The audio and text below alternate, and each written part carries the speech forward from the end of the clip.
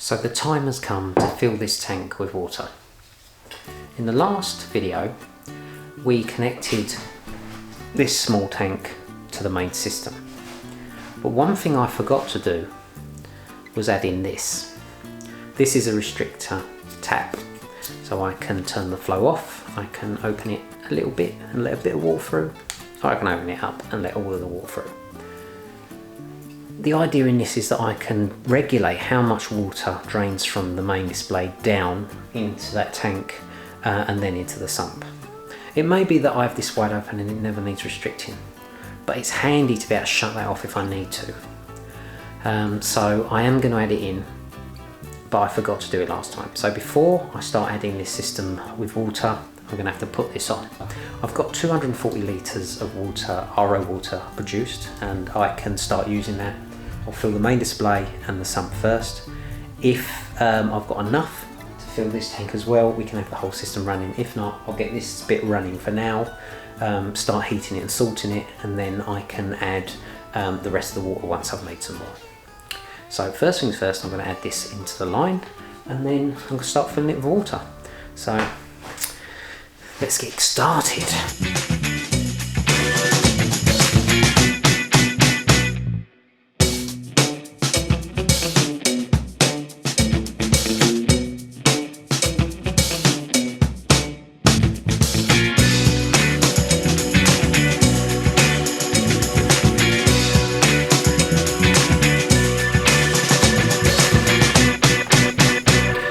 So I fitted the tap, that's on there. That's hopefully leak free and going to do us a turn. Now is, can't put it off any longer, I have to fill the tank. I've got some 25 litre water containers to fill up. I mean, I've got 1, 2, 3, 4, 5, I've got 6 of those. And I've got about a 20 metre journey to the water butt to carry all that stuff through. So I'm going to jump forward in time to once I've filled this up, and we'll see how, I'll catch up with you in a little bit once this is filled as far as I can, and we'll see how far we've got and we can start the system up. Alright, see you in a bit. 200 litres does it. So all that's left for me to do now is dig out the power to the pump, start the pump and check for any leaks. Once I'm happy with that, I'll add in the heaters and I'll start adding salt to the system. And then we will test the salinity once it's up to temperature, adjust the salinity if needed, and we're good to go. So that's what I'm going to do right now.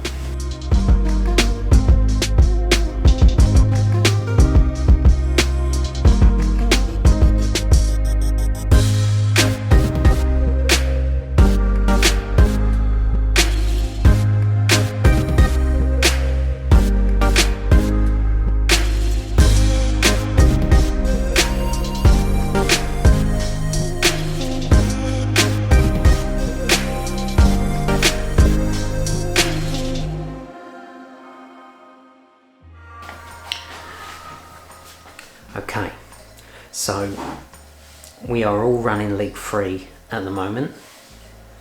There was a little leak where the water comes into the small tank, and that was just a small adjustment needed to the Jubilee clip. I've moved it slightly on more in the middle of the barb fitting and it seems to have done the trick. I also discovered a small leak on the back of the tank where the weir box is connected either side of the tank glass. There are 2 holes drilled with a bulkhead going through each hole. You've got a gasket either side of the tank. I'd misplaced where they went, and one was on the back of the tank and one was on the inside of the weir box when they needed to be either side of the hole drilled on the back of the tank. So that obviously what caused that leak. I've made the adjustment, put them where they need to be, and it seems to be leak free for the moment. It's all filled, it's all running. I haven't had to use the tap that I installed on the small tank to restrict the flow. I've matched the amount of flow that's going down into the sump with what's going through there, and there seems to be a reasonable amount of circulation through the small tank. We won't be able to see that at the moment because adding the water to the tank stirred up all the dust and that was in the sand, and all the fine particles are all just, as you can see, clouding all the water up. So what we're going to do now is leave this running.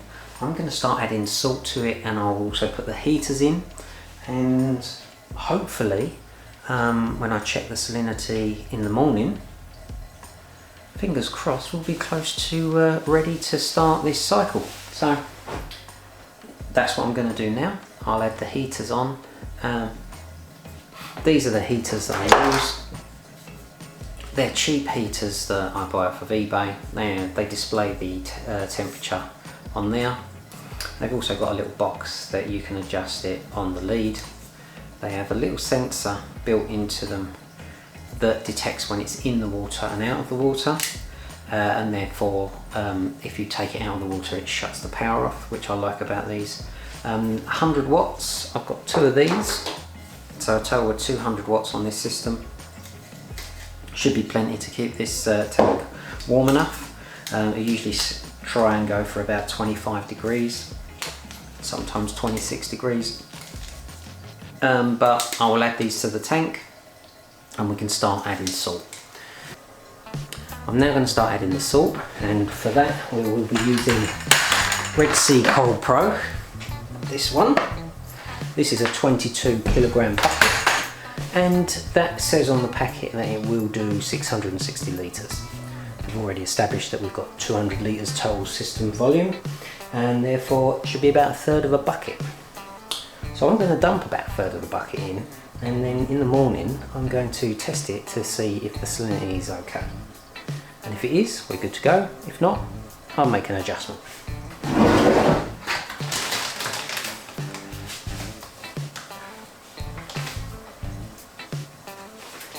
Now, I suppose I could weigh out a third. What's a third of 22 kilos?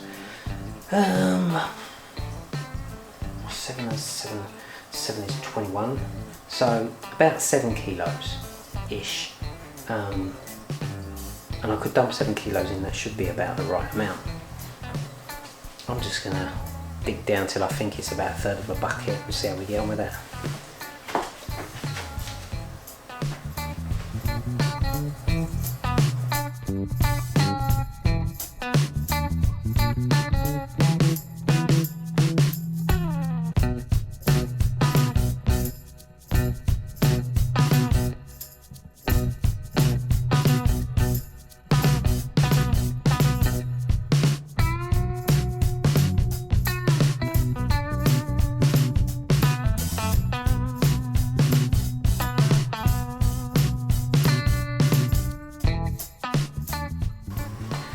So I've not quite put a third of a bucket in there. I can always add a little bit more tomorrow once it's up to temperature, and I can test it as we go, adding a little bit at a time until we get the right salinity. It's going to take a while for the tank to clear as well, because all of the dust from the sand has got into all of the system and you can't really see what's going on. Hopefully that will clear pretty soon. Once that's cleared and the salinity is right and the temperature's good, there's nothing to stop us from going and getting a fish and dumping that bottle of Dr. Tim's one and only tank starter in to get this baby started up. I've got a few test kits that I had delivered the other day. I've got an ammonia test kit, a nitrate test kit and a nitrite test kit to track the progress of the nitrogen cycle. I also took the liberty of picking up another alkalinity test kit, because all of my test kits have been sitting in my box for well over a year without being used, and they might not be any good. So we will replace those and start with a fresh new batch. So I'm going to leave this overnight to do its thing, and I will check it in the morning. So I'll see you in a bit.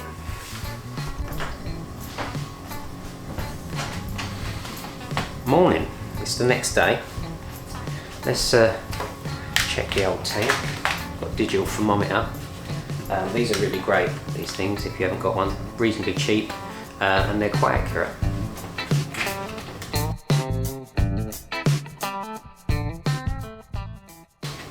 It's just reading 17 25.5 degrees. We want 25. Yesterday it was on 11 when we first filled it from the water butt. So what I'm going to do is add another couple of heaters to just speed the process up. I've got two 50 watt heaters that I've got spare, and I'm just going to pop those in the tank.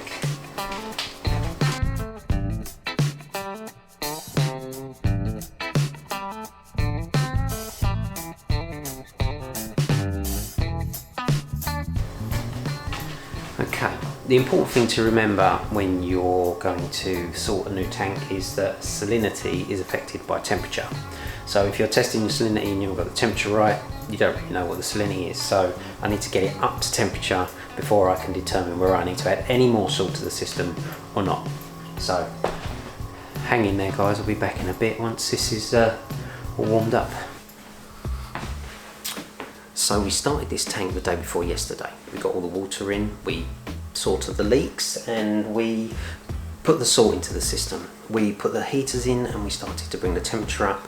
We added a bit of salt in there, about 1/3 of a bucket, which is what I estimate to be the right amount for a 200 litre tank. And lo and behold, we're up to temperature now, and I just checked the salinity about an hour ago. It was just a smidge under 35 ppt, which is fine, but I've added just a little bit more salt just to bring that up, and then we are good to go and buy a fish, which is where I'm going to go very shortly. I haven't quite decided what fish I'm going to add yet, but what I'm going to bear in mind is the fact that I want it to be quite a hardy fish. I don't want something super sensitive, because there may be a slight bit of ammonia or nitrite in the system at some point during this time, and I don't want to stress the fish out. So we're going to see how we get on with that. I'm not sure what fish the local fish store will have, but I will go in there with that in mind, and I will choose an appropriate fish, 1 or 2 fish depending on what type they are, and I will add them to the system, and you'll get to see me dump the bottle of Dr. Tim's in, and then we will track the ammonia, the nitrite and nitrate over the next week to make sure that they don't suffer as a consequence of adding them straight away. So hang in there, I'll be back soon with a fish to add to the system. I bought some fish. So after chatting to them at the fish store, because I'm new to this instant cycle business, I thought I would get a bit of advice from somebody that may have a better idea of how this all works.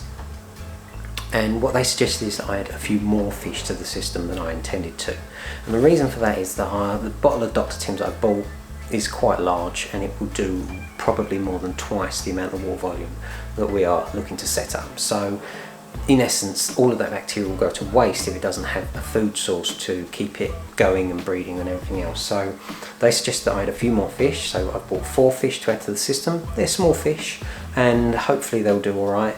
And we will track the ammonia and the nitrite and nitrate over the coming week to make sure that all the levels are in check and aren't going to cause the fish any problems. So I need to acclimatise the fish to the tank and add the Dr. Tim's, and we'll see how we get on. Okay, so I'm going to float the fish in the little tank to acclimatise them, and then I'm going to add them to the main display.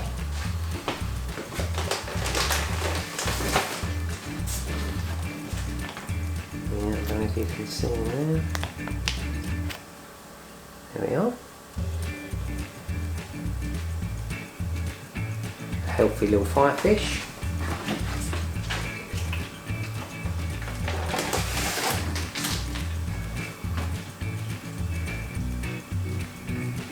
Another healthy little firefish.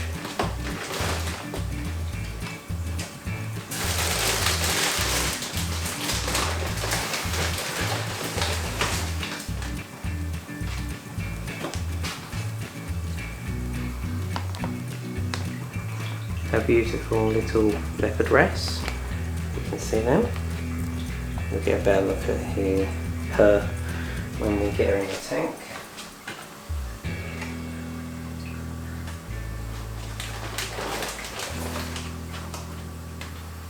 And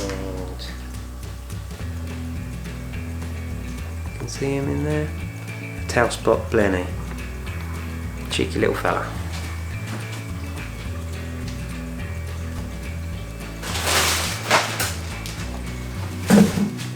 So I'll just leave those in there for about 10-15 minutes to temperature acclimate. They've only been in the bags for about half an hour, so, and they've been in a polystyrene box, so they probably haven't lost much in the way of temperature. But we'll leave them in there for 10-15 minutes, open up the bags, add a little bit of the water from the system in there so they can get used to it, and then we can add them to the tank. So I'll catch up with you in a bit.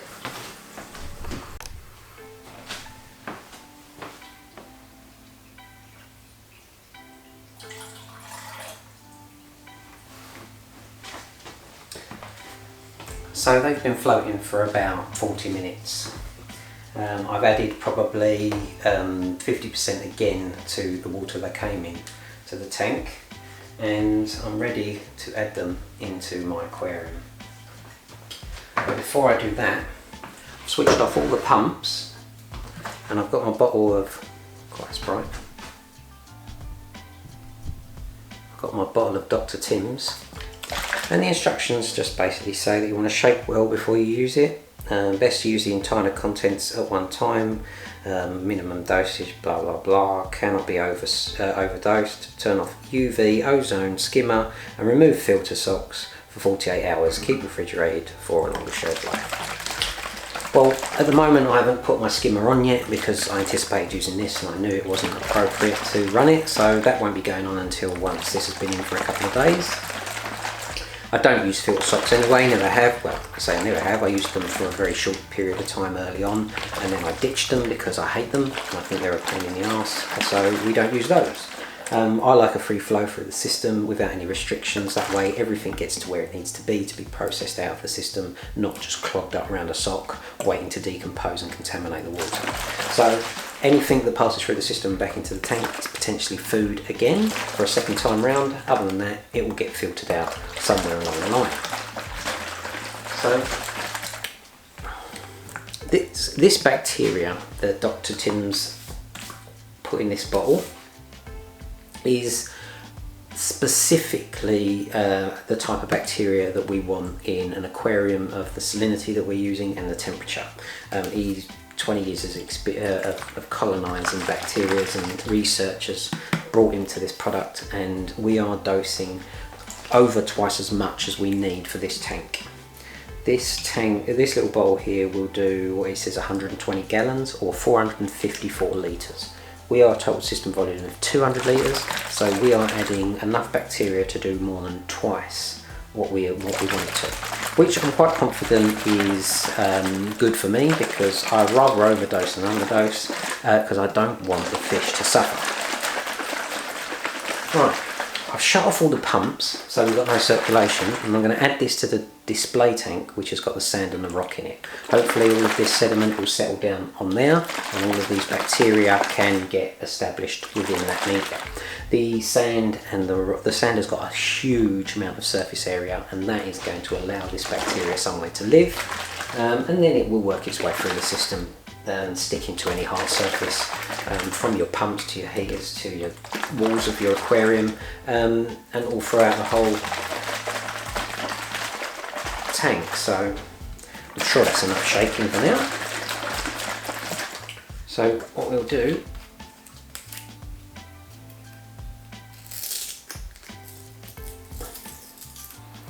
now this should be cloudy because it contains the sediment that will that all of the bacteria in this bottle are attached to, and that should sink down through the wall column and provide the bacteria we need to avoid an ammonia problem.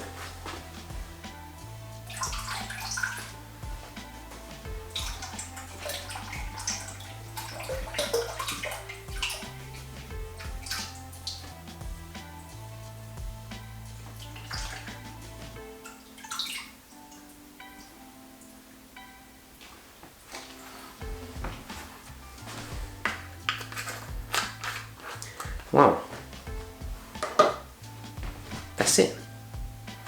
The tank was already slightly cloudy, and that was from when I added the water to the system. The sand was a little bit dusty, and that kicked up into the system, and to start with it went completely foggy and I couldn't see in it. A couple of days later, after mixing and heating the aquarium, it's died down enough that you can see in there, but This has now made it go cloudy a little bit again, and hopefully when we add the fish, everything will be safe and fine for those fish to live in the system. So let's add them into the tank.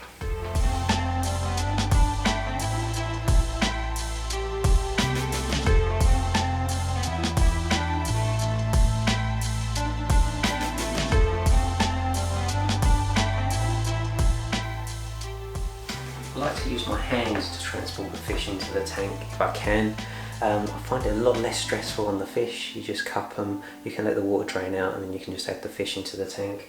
In the past, when I used to use a net, you pour it out, the fish goes flying out of the bag into the net. Then I've found that when you try and release it into the tank, then the netting, it gets caught up on the fish's gills or on the fins, and it just can't get away, and it's just a nightmare. So wherever I can, I scoop them up nice and gently, and I just lower them into the tank.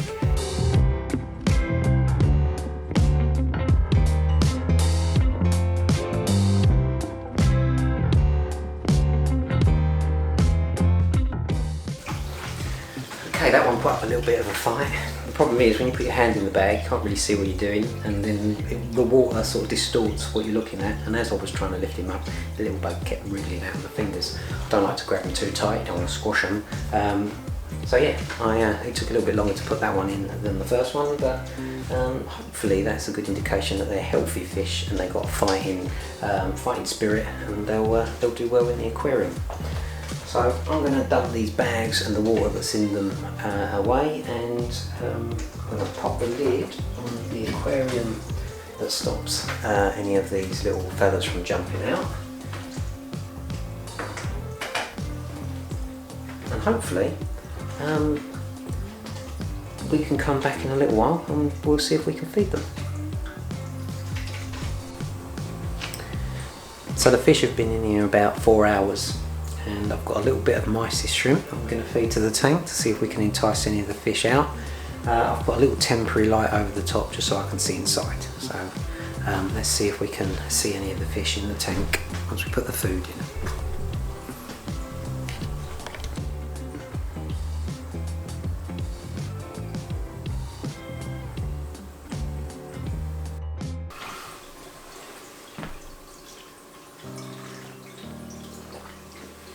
So it's been 19 hours since we put the fish into the tank.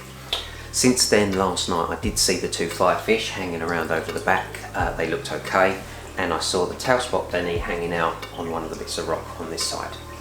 Since I put it in the leopard wrasses, there's been no sign of the leopard wrasse at all. They may still be buried in the sand. We're hoping that that's going to be okay. But now it's time to do my first ammonia test to see if the Dr. Tim's is actually taking care of the ammonia in the system, or whether I need to intervene in any way. So I've got my test kit out here, and I haven't done an ammonia test kit for a very long time. So let's have a little look. And I've never used the Salinity one, so right, let's have a look what we've got going on here. What does it say? Swell for another 5 seconds, hold the test vial in front, look through the side, vial. Wow, that to me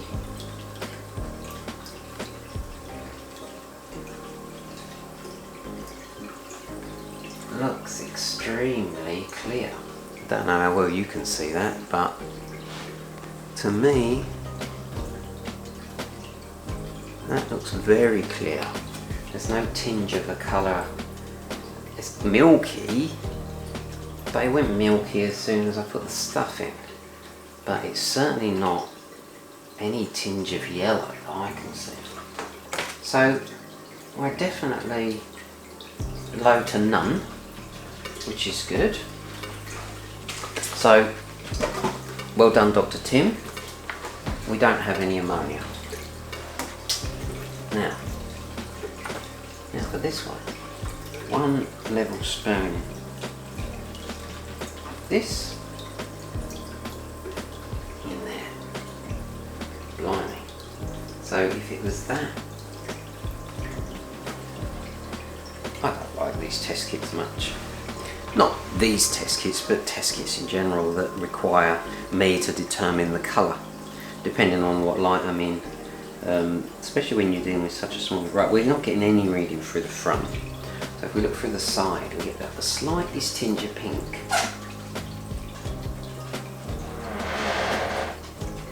As my dog has turned up. Hello, Georgie man.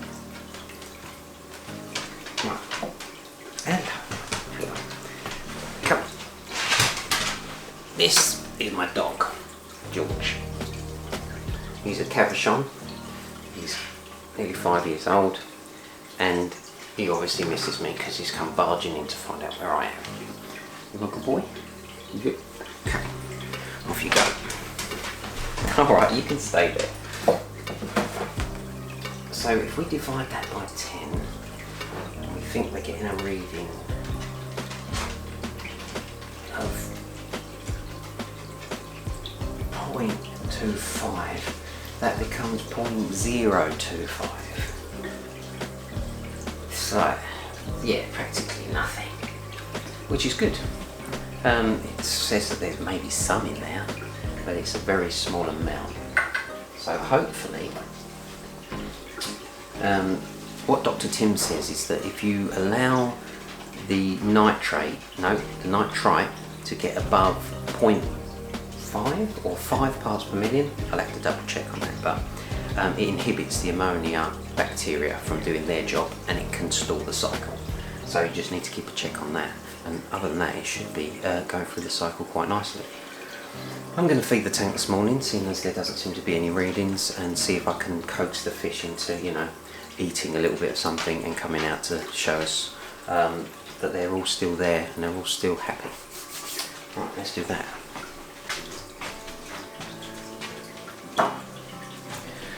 What I'm going to be putting in is a little bit of this flake food. This is Ocean Nutrition Prime Reef Flakes. I've used this stuff for many years now. I think it's good, the fish seem to like it, and I've always had reasonably healthy fish. And I usually use this in an auto feeder. Crush up big flakes into small tiny flakes and they drip into the tank. Smelly though, it smells a bit. But yeah, you get it comes in sort of big flakes, this sort of size, but you can just crush them down if you don't have large fish. I mean, some of these flakes are bigger than my fish. You can crush those down, add them to the tank in small amounts, and see if your fish like them. But oh, they smell. They certainly smell.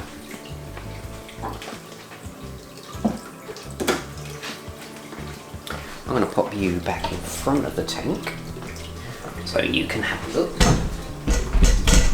Where are we? There we go. The overflow.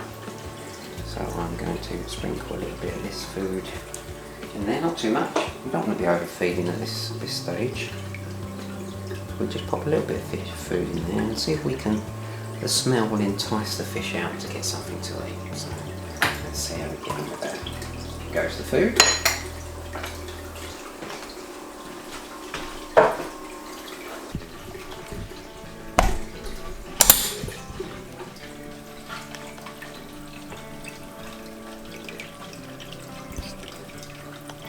There's one of the little fellas. One of the little firefish, he's just hanging around under the rock there. I think he's been enticed out for a bit of food. I have just turned off that other spare pump. It's a little bit noisy and I'm wondering if the vibration is keeping the fish feeling a little bit skittish. So we'll turn that off. There seems to be a reasonable amount of flow going through the tank at the moment for the purposes of circulating the water. You can see there that that's just the return lines either side of the tank, pushing the water out. It seems to be turning the water over nicely and keeping the food suspended off the ground, off the bottom. So hopefully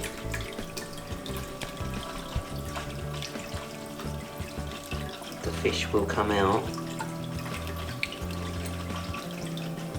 and have something to eat.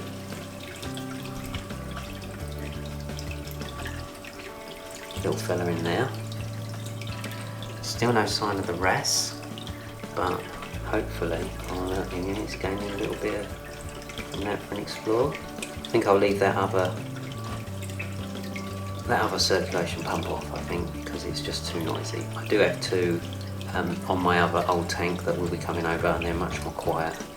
and we can put those on the tank as we add the corals, but I think the fish have got plenty of flow for now to keep it nice and calm for them so they can settle in. That's the rock structure. It's nice and low in the water, so there's plenty of room for the corals to grow. We come around to the front. That's how it looks. Two podiums on the front, and then there is a rock at the back at the top there, but it's still a little bit too murky for you to see that. And if we come around to this side, this is the view from that side of the tank.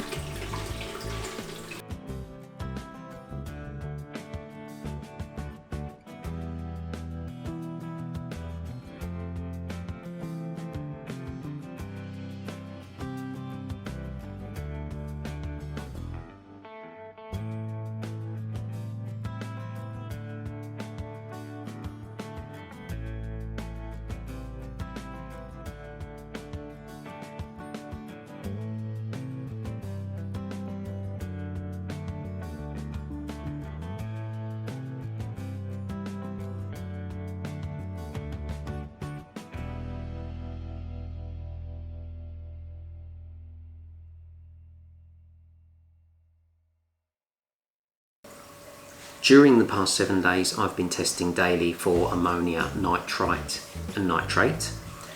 Ammonia has consistently been 0 through that whole time, and the nitrite has only risen to 0.1, which is perfectly safe for saltwater fish.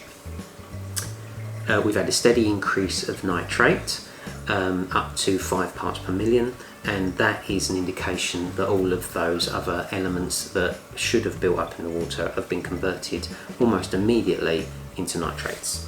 That indicates that the whole cycle happened immediately, and the biological filtration of the nitrogen cycle is taking place. Out of the 4 fish that we added, the tailspot blenny has been loving life, hanging out on the rocks and eating well and just generally chilling.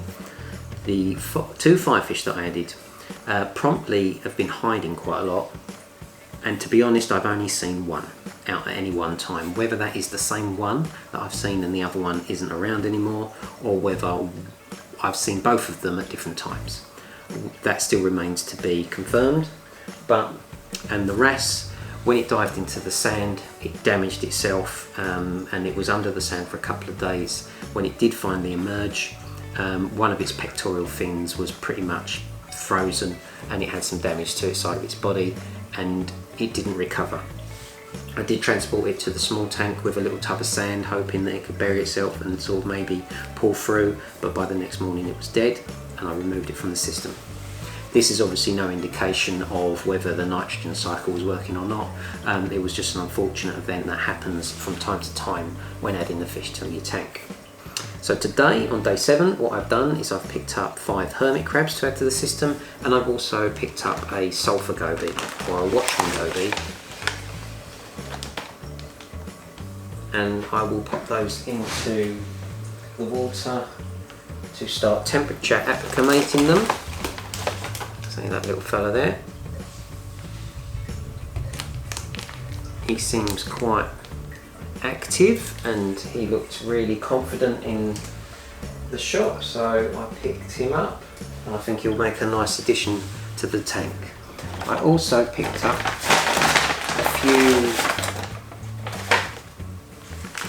packets of copepods, which I will be adding to the system to help seed it, so that there's a little bit of natural life in there that hopefully will breed within the system and provide a continuous natural source of food for the fish.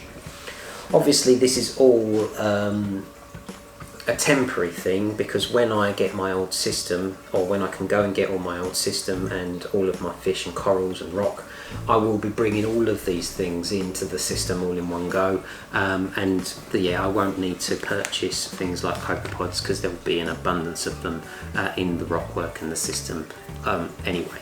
But for now, I thought I would add them to get a little head start on and add something to the tank for the fish that are in there to eat. So when I've finished acclimating these and I've added them to the tank, we'll take a little look and see if we can see what fish are in there and see how they're doing. Well, the fish have been acclimating for about 40 minutes, so it's now time to add them to the tank. We'll start off with this little watchman goby, see if we can scoop him up.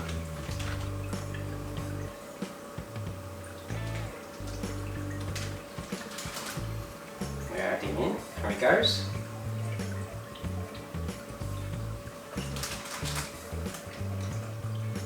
Pop those guys in.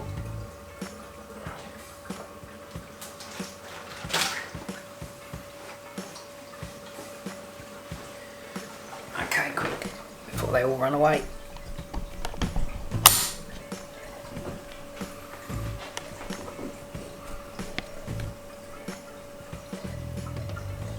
There's the little watchman goby.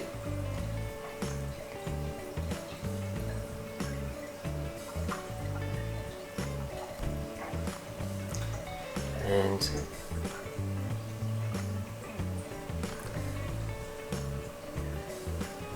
the crabs are making their way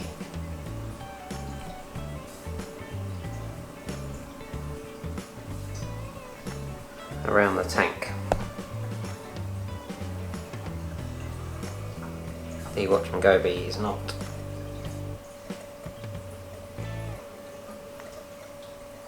that impressed at the moment, but he seems like he's in good condition. Looks like a nice healthy fish. The watchman goby is looking for an escape. Hopefully he'll settle down soon and realise that it's not so bad.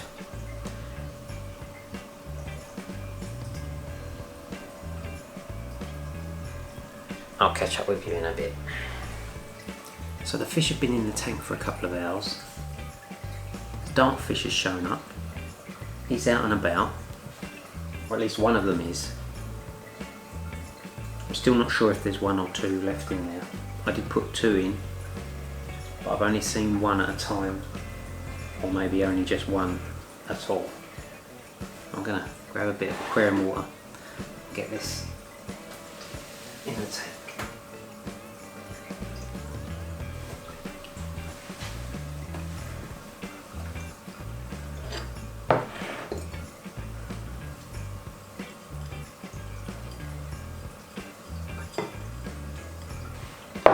And I will zoom you in.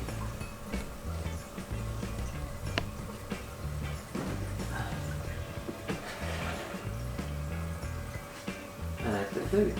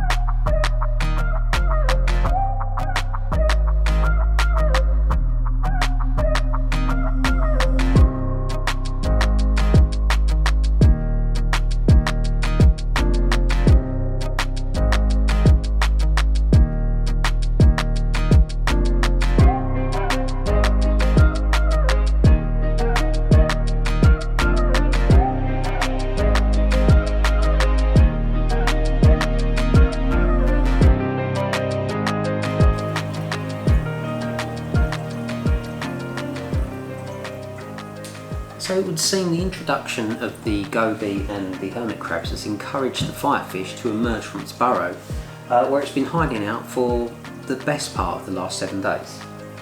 It's now free swimming out in the tank, and it seems really confident, which is great to see. There is no sign of its friend, the second firefish that I put in there, as yet. I'm starting to think that maybe that one didn't make it. That's not uncommon, at least for me. Over the years I've tried firefish a few times and I've had varying success. Sometimes they settle in quite well, and other times I have a tendency to maybe one disappears and you never see it again. But we have one firefish that seems to be healthy and eating and is now out swimming, which is great to see. The goby seems to be exploring his new house and doesn't seem to be panicked or upset or stressing, so that's a good sign as well. So in conclusion, do I recommend this as a way to start your tank? It does exactly what it says it's going to do. It's live nitrifying bacteria, and I added this at the same time as the fish, and I've tracked the ammonia, nitrite and nitrate over the last 7 days, and it's been completely stable. There seems to be enough bacteria in there to support the system from day one. We never had a spike in any of the toxic elements like ammonia. Nitrite is much less toxic, and that only got to 0.1, which is not toxic to fish in a marine environment. The nitrates steadily increased to 5 parts per million, where they seem to stay, and I performed a water change this morning of about 50 litres just to dilute that down and also to buffer the alkalinity. The alkalinity had steadily dropped a little bit over the last 7 days, and that's to be expected with the nitrifying bacteria. They do consume some of the alkalinity, and therefore we've buffered that back up with a water change. In the future, my calcium reactor will be taking care of all of the needs of the tank in terms of alkalinity, calcium and many trace elements. So at this point, obviously with minimal equipment running, I have to do regular water changes in order to keep up with anything that might need a refresh within the tank. It's great to see the little hermit crabs crawling around in the tank now. They're always fun to watch when the fish aren't out and about, and they will pick up and scavenge for any bits of food that settle on the bottom. So I hope you enjoyed this video starting my new system, ready for the transfer of my old tank over as soon as I can go and get them. And if you want to follow along with the progress of this tank and follow any other videos that I'm planning to make about the reefing hobby, then feel free to subscribe to this channel so you don't miss any. Like this video if you enjoyed it, and I will see you next time. Bye bye.